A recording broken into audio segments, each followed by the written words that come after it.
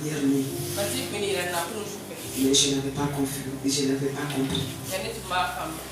C'était comme si on était dans une école. Et l'école a commencé de la première année jusqu'à la 9e année. Donc on m'avait dit d'aller à la 9e année. Et je me suis dit intérieurement pourquoi aller à la 9e année parce que moi j'ai déjà eu mon cœur. J'ai eu mon bac et tout cela et il faut encore venir dans la classe de la 9e année. Et dans ce rêve-là, je me suis vu dans la classe de mon fils là, Chris qui fait la première année. Et je suis sorti de là, j'ai même reconnu les profs. Je suis sorti de cette classe. Donc on me dit d'aller à la 9e année. Je ne voulais pas aller à la 9e année. Et maintenant, quand j'ai vu les gens étaient... Avant d'aller maintenant d'entrer, j'ai vu les gens de la 9e année sont sortis. Donc ils étaient dans la cour. Ils ont attaché leurs pains avec des petits tricots. Donc ils avaient des balais à la main. Donc dans la cour, ils étaient en train de balayer. C'est comme s'il y avait de la salle ultime dans la cour. Donc c'est les gens de la 9e année qui devraient faire ça. Donc on était nombreux là-bas. Donc tout le monde avait balai. C'était pour balayer maintenant, pour nettoyer maintenant. Donc je n'avais pas compris ce matin. Je me suis dit aujourd'hui on doit rendre grâce à Dieu. C'est une journée d'action de grâce. Et je me suis dit pourquoi encore comment dire, c'est répandu ou bien sainteté. J'étais en train de me dire intérieurement aujourd'hui quand même c'est une journée de grâce. Mais je n'avais pas compris. C'est maintenant je viens de comprendre que réellement nous devons nous débrouiller de tous nos mauvais œuvres. Nous devons réellement nous sanctifier avant d'entrer dans l'année 2025. Le Seigneur nous interpelle ce matin. Que le Seigneur nous bénisse. Je lui rends grâce. Amen.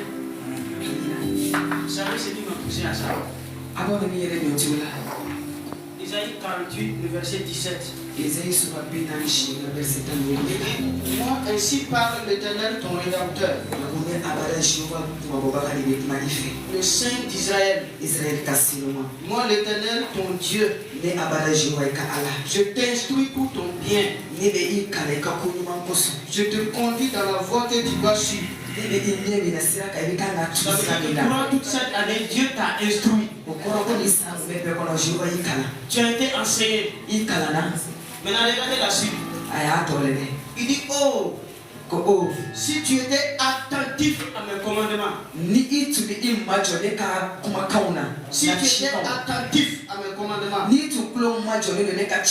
ton bien-être serait comme un fleuve. Et ton bonheur comme des flots de la mer.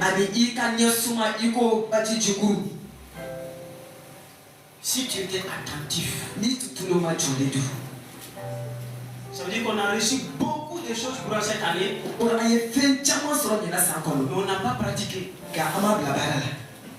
Amen. Amen. D'accord, ça c'était mon bonjour quoi. Bonjour à tout le monde. Bonjour.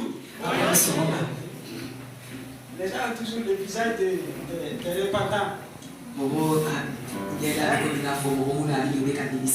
Je rends grâce à Dieu ce matin. C'est le dernier dimanche du mois de l'année 2024. Et le Seigneur m'a fait grâce de faire ce dimanche avec vous. Encore vous remercier pour la confiance que vous avez en ma personne. À chaque fois vous me faites appel afin que nous puissions communier ensemble. C'est une grâce. J'ai des mamans, des tantis, des grandes sœurs, des tontons qui connaissent très bien la parole de Dieu. Mais quand on te fait appel de venir enseigner, c'est pas parce que tu connais beaucoup. Amen. Amen. Donc je vous remercie vraiment. Et je remercie le serviteur de Dieu. Toute l'année 2024, le Seigneur a toujours permis que nous puissions collaborer ensemble. Et ce matin, c'est la fin d'un cycle et le commencement d'un nouveau cycle.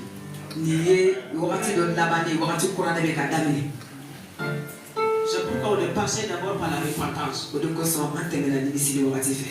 Jean chapitre 5 à partir du verset 1. On va aller rapidement ce matin. Jean chapitre 5 à partir du verset 1.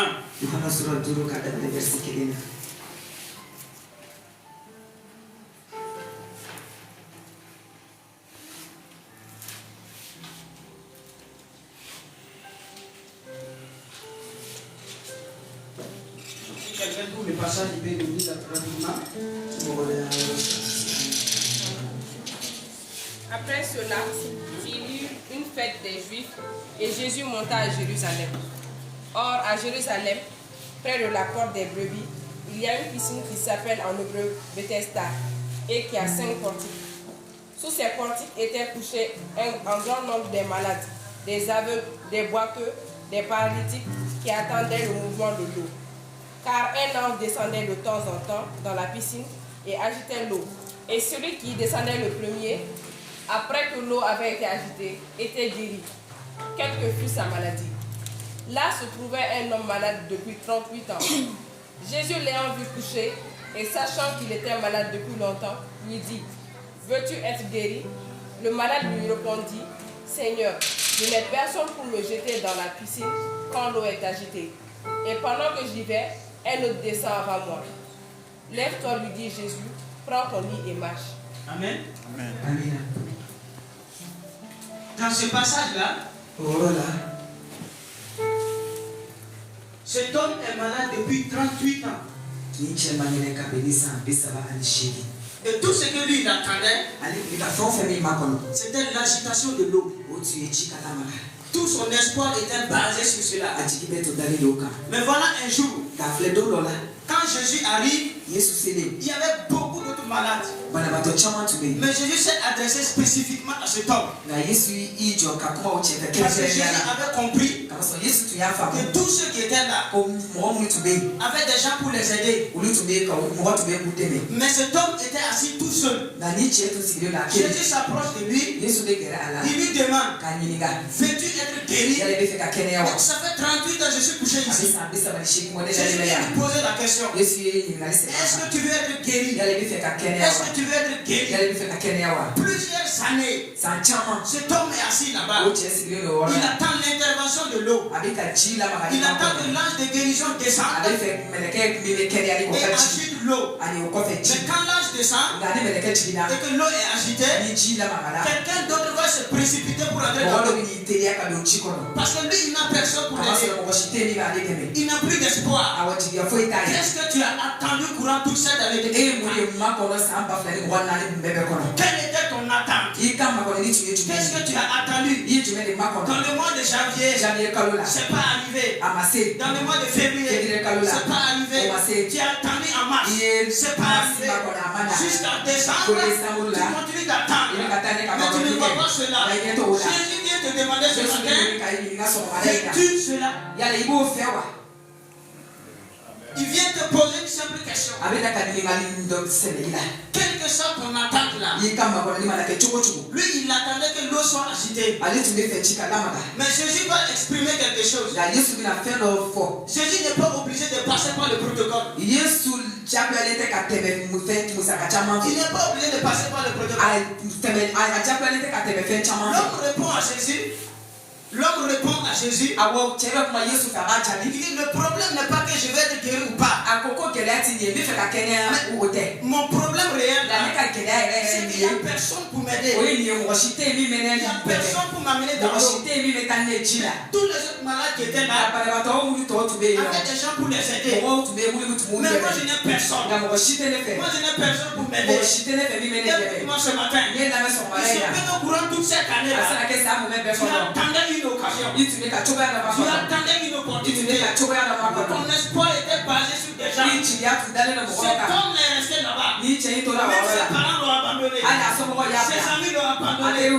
Personne pour l'aider. Les autres malades avaient du secours. Mais lui, il n'en avait pas. Certainement aussi, toi aussi tu te trouves dans cette situation. 2024 a coulé jusqu'à la fin. Tu as attendu. Personne n'est venu. Tu as attendu. Personne n'est venu pour te jeter dans l'eau. Et tu te posais la question. Comment est-ce que tu vas faire? Comment est-ce que tu vas faire? Jésus te demande. Est-ce que tu veux être guéri? Est-ce que tu veux ce que tu as attendu de Jésus n'est pas venu te demander que lui va te faire entrer dans l'eau. Il sait ce qui se passe dans l'eau. Mais il n'est pas obligé de passer par là.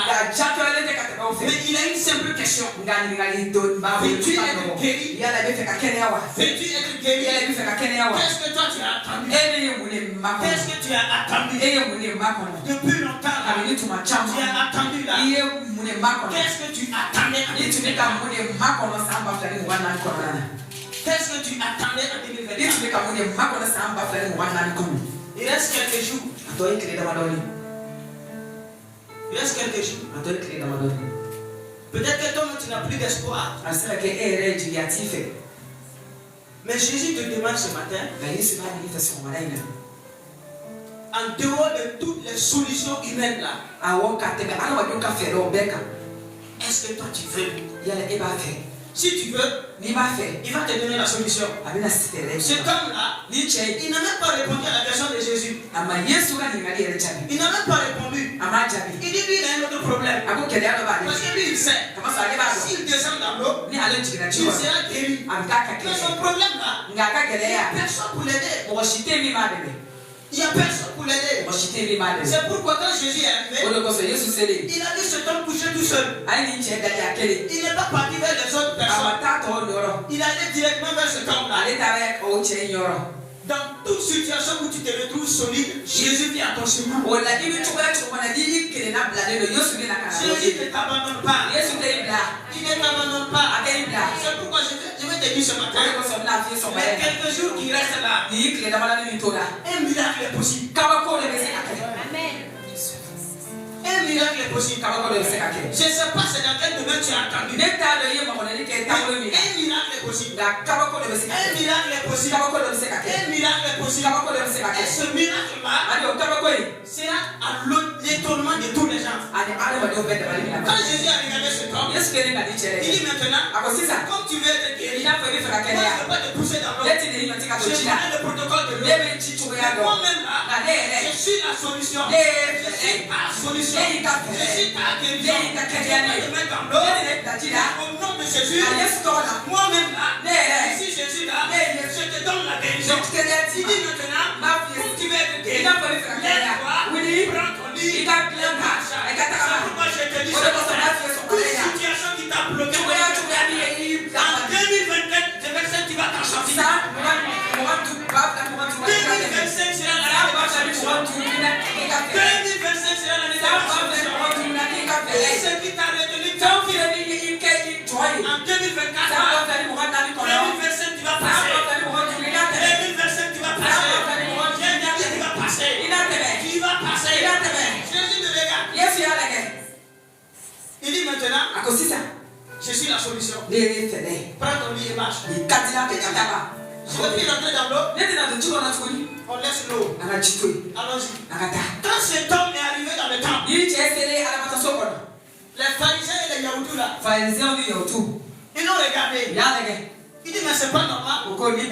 Parce que le protocole veut que pour que tu sois guéri là, pour que tu rentres dans l'eau. Mais lui il est guéri. Il n'est pas mouillé. Il n'est pas mouillé.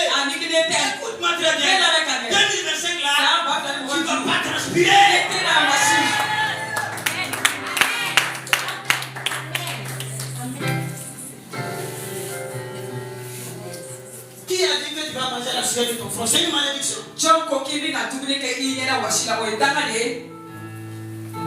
Ils l'ont regardé. Il n'est pas mouillé. Mais il est guéri. Amen. C'est-à-dire que le miracle de Dieu, c'est que quand les gens te regardent, ils disent ça on ne comprend pas. Tout ce qui t'arrive et que l'homme est capable de comprendre. Moi je doute que ça soit un miracle. Le vrai miracle, l'être humain il est incapable de comprendre ça. Il ne peut pas capter. Il ne peut pas capter. Tous les aveugles qui étaient là, ils sont descendus dans l'eau. Ils ont été guéris. On les a vus. Ils sont bien mouillés. Il y en a d'autres là. Ils étaient obligés d'aller te changer à la maison. Il a pris son lit. Ça veut dire que même le lit qui est là-bas, il n'a pas laissé. Il a pris le lit pour montrer aux gens. Non seulement il est guéri, il est capable de porter son propre lit.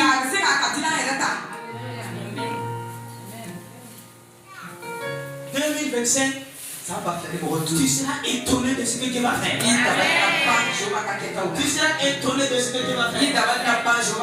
C'est pas encore fini. Allons-y dans Isaïe 45. Isaïe 45. Isaïe 45. Je vais voir la personne qui va lire. Je vais voir comment la personne va lire. Isaïe 45 à partir du verset 1.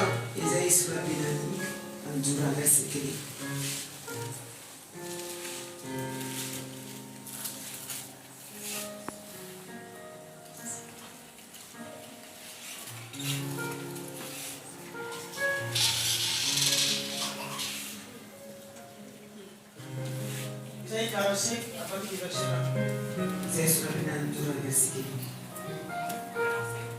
Ainsi parle l'Éternel à son roi, à Cyrus. Première erreur.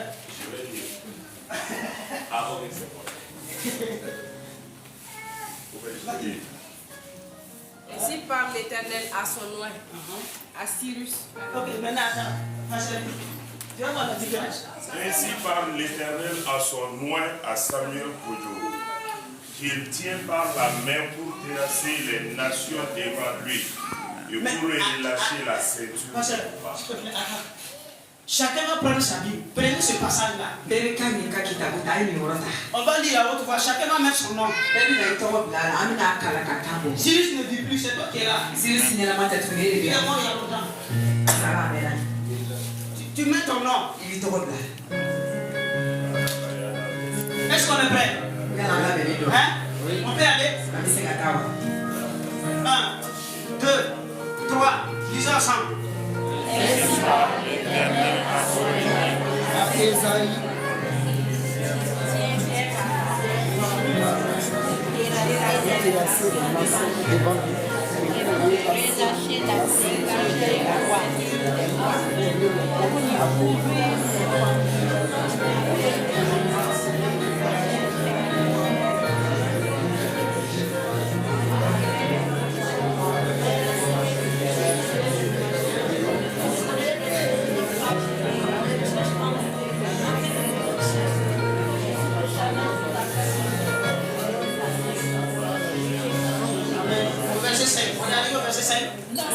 L'Éternel qui t'appelle par ton nom. On arrive au verset 5? Non. On continue jusqu'au verset 5. Le Dieu d'Israël, pour l'amour de mon serviteur,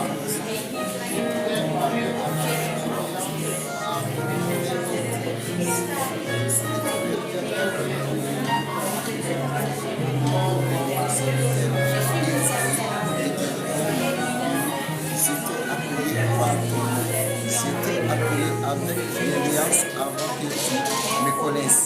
Je suis l'Éternel et il n'y aura point d'autre homme.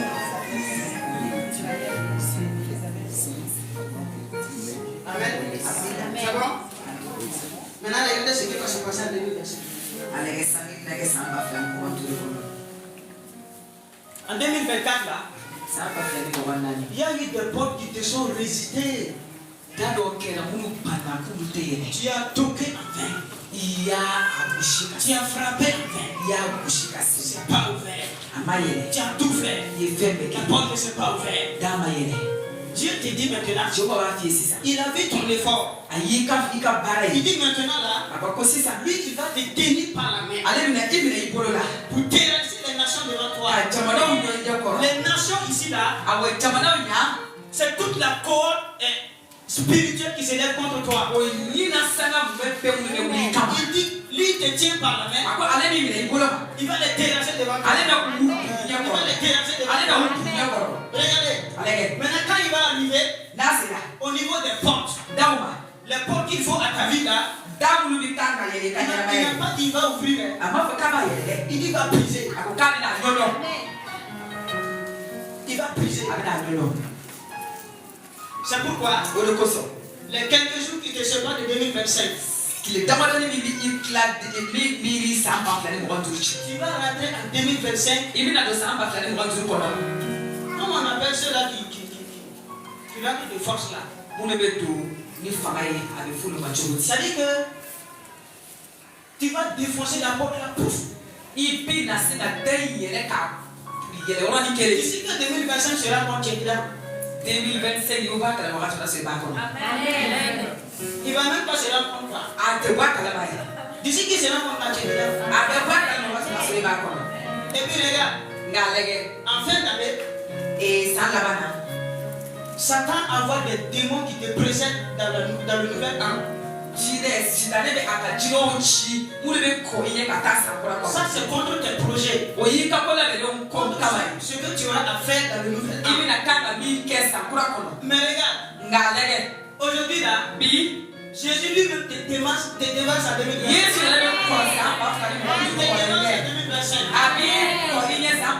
Et ce qu'il va faire là, tous les esprits qui ont été libérés contre ta vie, il va les stopper. Il va les stopper. C'est lui qui brise les portes. C'est lui qui ouvre les portes. Tu vas te tenir debout maintenant. Tu vas te tenir debout. Et tu vas commencer à proclamer ce que tu veux voir accompli en 2025. Quelles sont les portes que tu veux voir ouvertes? Quelles sont les portes que tu veux voir ouvertes? On commence à parler à ces portes-là. Il dit tu es moins. Il dit tu es moins. Il dit te tiens par la main. Tu es moins pour parler. Tu es moins pour ordonner. Quelles sont les portes que tu veux voir ouvertes? À ces portes-là, on donne que ces portes-là s'ouvrent. On donne que ces portes-là s'ouvrent. On donne que ces portes-là s'ouvrent.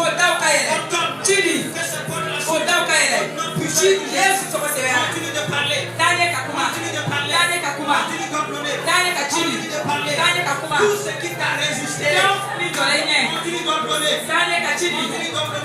Continue d'ordonner. Rien ne peut te résister ce matin. Rien ne peut te résister ce matin. Rien ne peut te résister ce matin.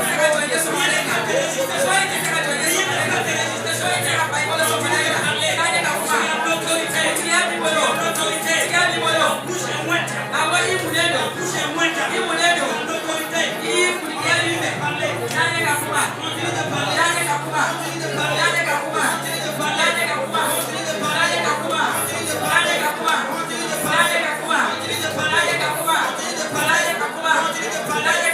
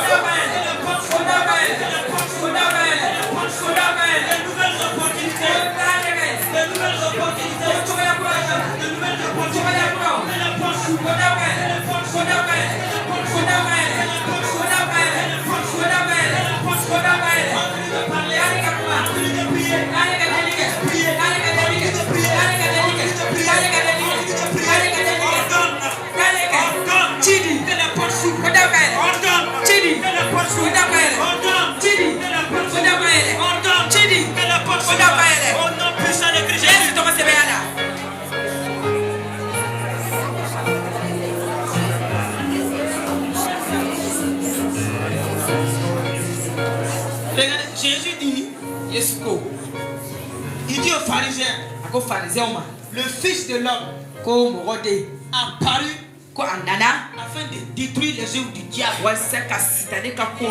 La maladie est une œuvre diabolique. La pauvreté est une œuvre diabolique. Le malheur est une œuvre diabolique. Tu vas t'accrocher à cette parole. Diabolique. Qui a été programmé contre ta vie, qui a été programmé contre ta maison, qui a été programmé contre ton travail. En 2025, on va s'en parler maintenant. Il y a l'autorité pour détruire tout ça.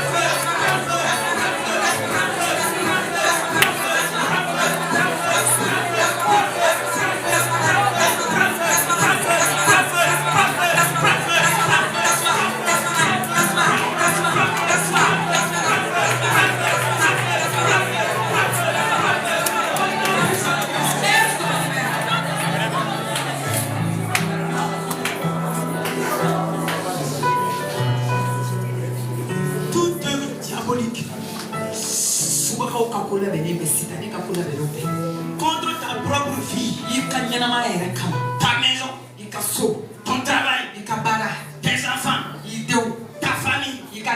Jésus a brisé ça ce matin.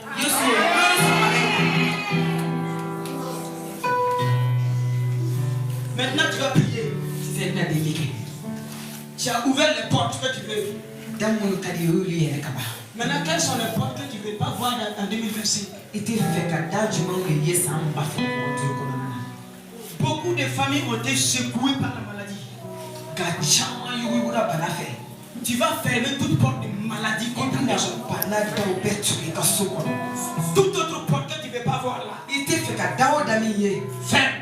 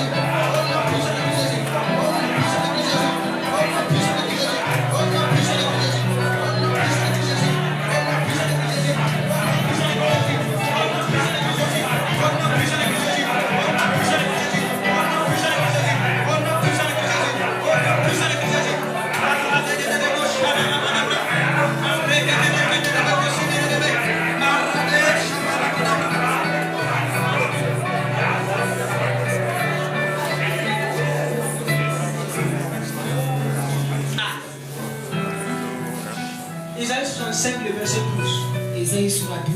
Toi qui pensais que 2024 là c'est fini comme ça. Regarde ce qu'il va dire. Il va dire si ça finit pas. Le verset 12. Isaïe 65.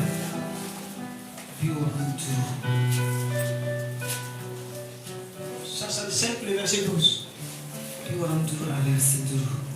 destine au cœur et vous fléchirez tout le genou pour être égorgé. Car j'ai appelé. Non, Psaume 65 plutôt.